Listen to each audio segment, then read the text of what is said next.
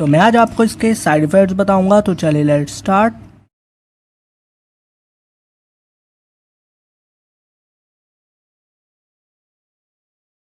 इसका जो brand name है वो कैलपोल है और जो इसका जेनेरिक है एक्टिव फार्मास्यूटिकल इंग्रेडिएंट वो पैरासीटामोल है। इसकी जो टैबलेट है वो 500 mg की है और इसके जो मैन्युफैक्चरर है वो ग्लैक्सोस्मिथक्लाइन है।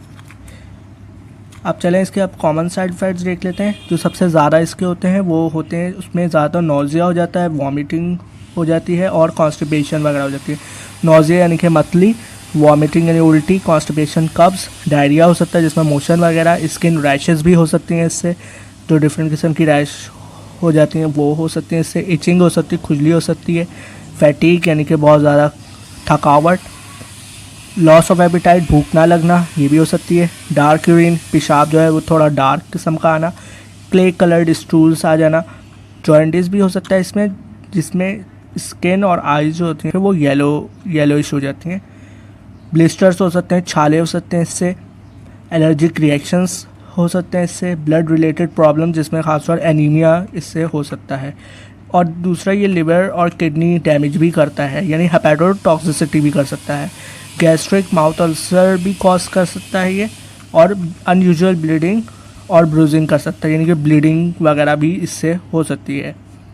अब इसके डेंजरस साइड इफ़ेक्ट्स की बात करें तो डेंजरस साइड इफ़ेक्ट्स में हेपेटोटॉक्सिसिटी जिसका मैंने आपको बताया, इसमें जो है लिवर डैमेज हो सकता है और जॉन्डिस मैंने आपको बताया जिसमें, और इससे डेथ भी हो सकती है। डेथ इस तरह से कि मल्टीपल ऑर्गन फेलियर हो जाता है इससे, जब एसिटामाइनोफिन टॉक्सिसिटी हो जाती है यानी कि पैरासीटामोल है इसका सिनोनियम जो होता है इसको एसिटामाइनोफिन भी बोलते हैं। इससे हेपेटोटॉक्सिसिटी शदीद किस्म की हो जाती है और ऑर्गन फेलियर हो सकता है जिसकी वजह से डेथ हो सकती है। तो ये इसके बहुत ख़तरनाक साइड इफ़ेक्ट्स है ये।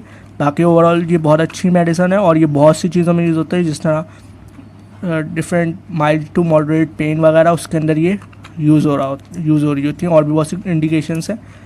तो अब इसका सॉल्यूशन क्या है और ये इसके साइड इफ़ेक्ट्स जो इतने हो रहे हैं इनसे किस तरह बचा जाए। तो इससे बचने का सबसे आसान तरीका ये है कि आप अपने फार्मासिस्ट और फिजिशियन से कंसल्ट करें।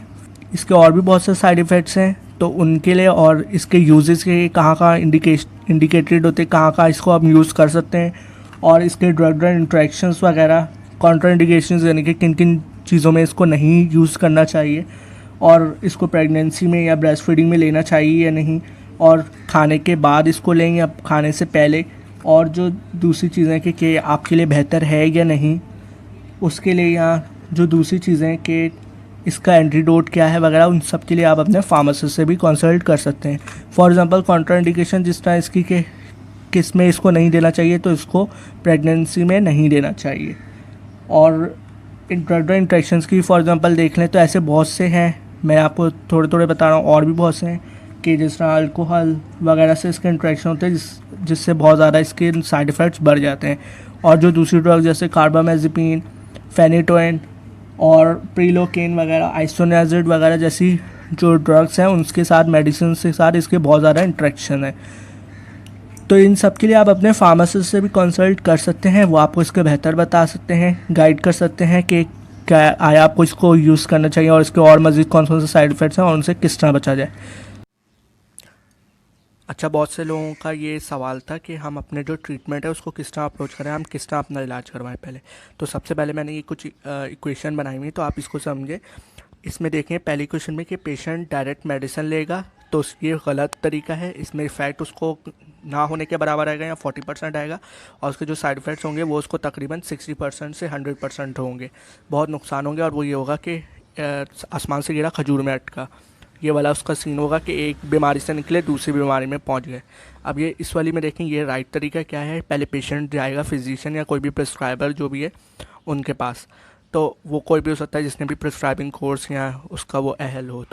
तो आपने पहले देखना है डायग्नोसिस के आपको हुआ क्या है, फिर जब आपको पता चल जाए कि आपको क्या हुआ है तो फिर आप फार्मासिस्ट के पास जाएँ ट्रीटमेंट के लिए, क्या आपने क्या मतलब यानी कि कौन सी मेडिसिन लेनी है, आपको टारगेटेड मेडिसिन मिलेगी कि आपको क्या हुआ है तो उस लिहाज से, और फिर आपको मेडिसिन मिली तो आपको इफेक्ट जो आएगा वो 80% आएगा और इस साइड इफ़ेक्ट्स ना होने के बराबर यानी 20% आएंगे, और वो भी आपको ऐसी काउंटर मेडिसिन दी जाएंगी जिससे वो उसका हो जाएगा, सॉल्यूशन हो जाएगा। ठीक। तो मैं उम्मीद करता हूँ आपको इस वीडियो से फ़ायदा हुआ होगा। मेरा चैनल सब्सक्राइब ज़रूर कर दीजिएगा। Thank you.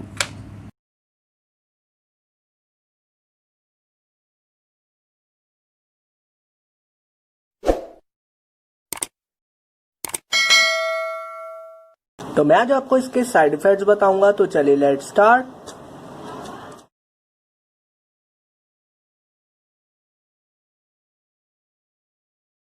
इसका जो ब्रांड नेम है वो कैपोटीन है और इसके जो जेनेरिक एक्टिव फार्मास्यूटिकल इंग्रेडिएंट है वो कैप्टोप्रिल है। 25 mg की टैबलेट है और जो इसके मैन्युफैक्चर है वो ग्लैक्सोस्मिथक्लाइन है। तो चलें अब इसके साइड इफेक्ट्स देख लेते हैं। तो सबसे ज़्यादा ये जो साइड इफेक्ट्स कॉज करते हैं कैप्टोप्रिल वो ये है कि लाइट हेडनेस, ये जो है बहुत सर को हल्का कर देते हैं। ये वो कंडीशन होती है जिसमें सर हल्का सा भी हिले तो फौरन जो है ना मूव करता है और बहुत हमें लगता है इसका सर हल्का है। और देखें तो इसके पेशाब करने में मसला होता है। पेशाब या तो कम आता है या बहुत ही ज़्यादा आता है या बहुत थोड़ा आता है, पेशेंट टू पेशेंट वेरी कर रहा होता है। ये शॉर्टनेस ऑफ ब्रेथ होती है, यानी सांस लेने में मुश्किल होती है, स्वेलिंग होने लगती है, बहुत ज़्यादा सूजिश हो जाती है, बहुत ज़्यादा वेट गेन होता है, वज़न बढ़ जाता है, चेस्ट पेन होने लगता है जिसमें बहुत ज़्यादा प्रेशर होता है और दर्द होता है चेस्ट में, सीने में। पाउंडिंग हार्ट बीट भी हो सकती है इसमें, यानी कि अरिथमिया, इरेगुलर हार्ट बीट और मतलब ब्लड प्रेशर नॉर्मल नहीं, और एक अजीब सी बेचैनी होती है इससे रहती है। और दूसरा सूखी खांसी होती है जिसे ड्राई कफ भी बोलते हैं हम, बिना बेलगम के। वो एब्डोमिनल पेन भी हो सकता है इसमें, एब्डोमिन में पेन, कॉन्स्टिपेशन भी हो सकता है, डायरिया भी हो सकता है, कॉन्स्टिपेशन इन कब्ज हो सकती है, डायरिया, पेट भी ख़राब हो सकता है इससे। स्किन रैश या इचिंग, खारिश स्किन पर, या फिर जो रैश हो जाती है रेड कलर की, वो भी इससे कॉज हो सकती है। डिजीनेस ये भी कर रही होती है, डिजीनेस यानी कि जिस तरह चक्कर आना, ड्राउजीनेस भी हो सकती है यानी गुनूदगी, फैटीग, थकावट, हेडेक भी हो सकता है यानी सरदर्द भी हो सकता है। इसके अलावा स्लीप प्रॉब्लम जैसे इंसोम्निया यानी कि सोने में भी मसला हो सकता है। और टेस्ट, मुंह का जायका भी चेंज हो सकता है इस मेडिसिन को यूज़ करने से। और नोज़िया भी हो सकता है यानी मतली, वॉमिटिंग, उल्टी भी हो सकती है इससे। और सोरनेस हो सकती है पेशेंट के माउथ की और लिप्स की तरफ। एलर्जिक रिएक्शन, अगर किसी को एलर्जिक रिएक्शन है तो उसके क्या सिम्टम्स हो सकते हैं, वो अगर इससे हो तो उससे ज़्यादातर जो है वो रैश हो जाती है, इचिंग हो जाती है। जो फेस है, टंग है और जो थ्रॉट है यानी कि मुंह और ज़बान और जो थ्रॉट है हमारा गला, उसके अंदर सूजिश हो जाती है, बहुत ज़्यादा स्वेलिंग हो जाती है, इन्फ्लेमेशन हो जाती है बहुत ज़्यादा, उसके बहुत चांसेस हो जाते हैं। अब इसके ख़तरनाक साइड इफ़ेक्ट में देख लें तो ये किडनी फेलियर कॉज करती है, किडनी बहुत ज़्यादा, किडनी के प्रॉब्लम बहुत करते हैं डिजीज़ उसके। और इसके अलावा फैटल लिवर प्रॉब्लम्स भी कॉज कर सकती है ये। और इसके अलावा ये जो है इंक्रीज़ कर देती है डेंजरस लेवल तक पोटेशियम के लेवल हमारे खून के अंदर, ब्लड के अंदर। इसीलिए इसको कभी भी पोटेशियम सप्लीमेंट्स के साथ नहीं यूज़ करना चाहिए, वरना बहुत नुकसान होता है। ये एक बहुत ख़तरनाक कंडीशन होती है जब आपके पोटेशियम बहुत ज़्यादा हाई हो। फैटल लिवर में अगर हो तो उसमें कैसे पता चलता है, उसमें येलो हो जाती हैं आंखें, बहुत ज़्यादा पेशाब जो है वो बहुत डार्क कलर का आता है। तो इससे ये कुछ सिम्टम्स है जिससे पता चलता है कि जो लिवर है वो उसको नुकसान हुए हैं। ओवरऑल ये बहुत अच्छी मेडिसिन है और बहुत सी कंडीशंस को, डिजीज़ को ये ट्रीट करने में यूज़ हो रही होती है। अच्छा, ये तो इसके जो है ना मेन मैंने आपको साइड इफ़ेक्ट्स बताए। इसके अलावा भी इसके बहुत से साइड इफ़ेक्ट्स हैं, वो उनके लिए मज़ीद साइड इफ़ेक्ट्स के लिए और इसके ड्रग इंट्रैक्शन है कि दूसरी दवाओं के साथ अगर इसको लें तो उससे इसका रिएक्शन और उससे जो नुकसान या साइड इफ़ेक्ट्स होते हैं उसके, और एडवर्स ड्रग रिएक्शंस, कॉन्ट्राडिकेशंस यानी कि किन चीज़ों में इसको यूज़ करना चाहिए और किन चीज़ों में नहीं यूज़ करना चाहिए, और खाने से पहले इसको लें या खाने के बाद यूज़ करें। तो इन सब के लिए आप अपने फार्मासिस्ट से कंसल्ट कर सकते हैं, यानी फार्मडी डॉक्टर से। डॉक्टर ऑफ फार्मेसी जिसने किया होता है किसी अच्छी यूनिवर्सिटी से, वो फार्मडी डॉक्टर होता है, उसे हम फार्मासिस्ट बोलते हैं। तो उससे भी आप इसकी मालूमात मज़ीद ले सकते हैं और जो दूसरी है।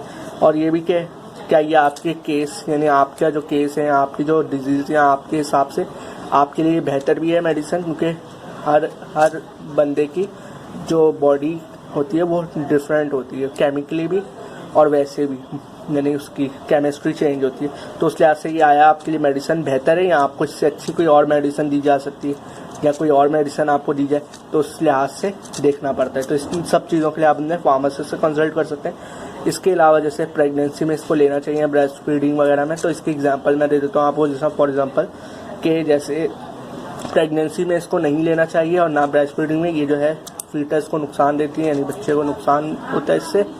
और अगर एडवर्स ड्रग इंट्रैक्शंस पे देख लें, ड्रग इंट्रैक्शंस पे तो जैसे सैक्यूबिट्रिल और जो दूसरी जैसे हाई ब्लड प्रेशर बीपी की दवाइयाँ होती हैं, जैसे उसमें क्लास बता देते हैं, आर्ब्स जो होते हैं एंजियोटेंसिन रिसेप्टर ब्लॉकर, जिसमें कैंडिसार्टन, एपिसार्टन, इर्बिसार्टन वगैरह, उसके साथ इसके बहुत ज़्यादा साइड इफेक्ट्स और नुकसान आते हैं, रिएक्शंस बहुत हैं।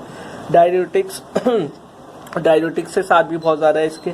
और जो मैंने जिसने आपको पहले बताया पोटेशियम सप्लीमेंट्स के नहीं लेने चाहिए। इसके साथ मूड स्टेबलाइजर जैसे लिथियम वगैरह और जो दूसरे हैं वो नहीं लेने चाहिए। पेन ड्रग्स जैसे एनसेड ज़्यादातर हम यूज़ कर रहे होते हैं तो वो भी इसके साथ नहीं लेने चाहिए, पेन किलर्स वगैरह। ठीक है, तो ये चीज़ें हैं। इसके अलावा भी और सी बहुत सी चीज़ें हैं। उन सब चीज़ों से कंसल्ट के मालूमात करने के लिए आप अपने फार्मासिस्ट यानी फार्मडी डॉक्टर से भी कंसल्ट कर सकते हैं। तो मैं उम्मीद करता हूँ आपको इस वीडियो से फ़ायदा हुआ होगा। मेरे चैनल को सब्सक्राइब ज़रूर कर दीजिएगा। Thank you.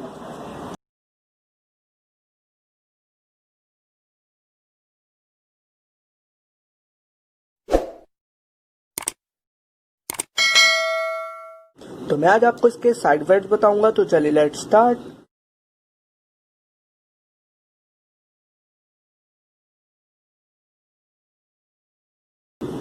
इसका जो ब्रांड नेम है वो ट्राइसेल है और जो इसके जेनेरिक एक्टिव फार्मास्यूटिकल इंग्रेडिएंट है वो एल्यूमिनियम हाइड्रोक्साइड है, उसका ड्राई जेल और मैग्नीशियम ट्राइसिलिकेट। इसमें एल्यूमिनियम हाइड्रोक्साइड जो है वो 250 mg है और जो इसके अंदर मैग्नीशियम ट्राइसिलिकेट है वो 500 mg है। इसके जो मैन्युफैक्चर है वो इफ्रोज है। चले आप इसके कॉमन साइड इफेक्ट्स देख लें। तो सबसे पहले जो इसका जो साइड इफेक्ट्स आते हैं वो आते हैं नोजिया यानी मतली, और कॉन्स्टिपेशन भी कर सकता है ये, कॉन्स्टिपेशन यानी कब्ज, डायरिया भी कर सकता है, मोशन वगैरह, पेट खराब करना, हेडेक, सर दर्द भी हो सकता है, इससे ड्राउजीनेस भी हो सकती है बहुत ज़्यादा, गुनूदगी, टेस्ट इम्पेयरमेंट भी हो सकती है, टेस्ट ना आना, माउथ के अंदर मुंह का जायका जो है वो नहीं आना, और वॉमिटिंग भी हो सकती है इससे यानी उल्टी।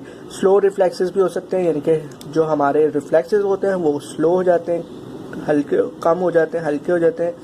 अनयूजुअल टायर्डनेस हो सकती है, यानी कि बिला वजह की जो है बहुत ज़्यादा थकावट हो जाना, लॉस ऑफ एपेटाइट यानी भूख ना लगना, ड्राई माउथ भी हो सकता है इससे यानी सूखा मुंह हो जाना अंदर, डिजीनेस भी हो सकती है, चक्कर आ सकते हैं इससे, वीकनेस बहुत ज़्यादा हो सकती है, ओवरऑल मसल वीकनेस स्पेशली हो सकती है इससे बहुत ज़्यादा, कि इसमें मसल्स जो है वो वीक हो जाते हैं इससे।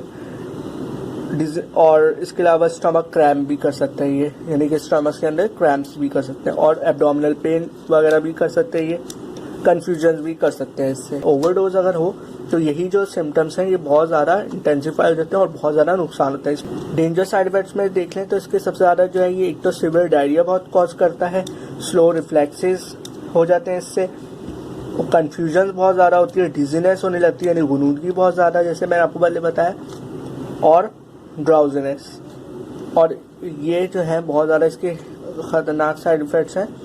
अच्छा, ओवरऑल इसके जो है ज़्यादा साइड इफ़ेक्ट्स नहीं, क्योंकि ये एंटी एसिड है तो इसके इतने ज़्यादा साइड इफ़ेक्ट्स नहीं है। और ओवरऑल ये बहुत अच्छी मेडिसिन है और ये बहुत सी चीज़ों को ट्रीट करने में यूज़ हो रही होती है, ज़्यादातर पेप्टिक अल्सर वगैरह और भी बहुत सी चीज़ों को ये यूज़ हो रही होती है, और बहुत इसके ढेर सारे जो हैं वो इंडिकेशंस हैं, बहुत ज़्यादा इसकी इस्तेमाल है, बहुत ज़्यादा चीज़ों में ये यूज़ होते हैं। अच्छा, ये जो मैंने आपको बताया कि मेन साइड इफेक्ट्स है, इसके मजीद साइड इफेक्ट्स के लिए और इसके ड्रग इंट्रैक्शंस, कॉन्ट्राइंडिकेशंस, और इसके कहाँ इसको यूज़ कर सकते हैं, कहाँ इसको यूज़ नहीं करना चाहिए, और इसको क्या खाने के साथ देना चाहिए, और इसको प्रेगनेंसी वगैरह में यूज़ करना चाहिए और ब्रेस्ट फीडिंग के अंदर या नहीं, और उन सब के लिए आप अपने फार्मासिस्ट से भी कंसल्ट कर सकते हैं, यानी अपने फैमिली डॉक्टर से। ठीक, तो मैं उम्मीद करता हूँ आपको इस वीडियो से फ़ायदा हुआ होगा। मेरा चैनल सब्सक्राइब ज़रूर कर दीजिएगा। Thank you.